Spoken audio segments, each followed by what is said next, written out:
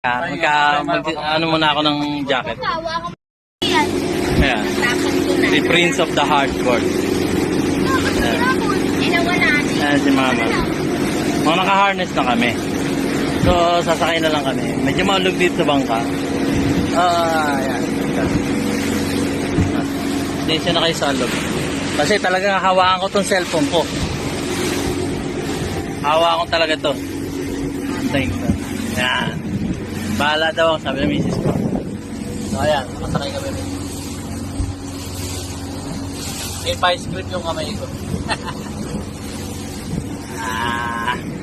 Iyak ako pag bumagsak to.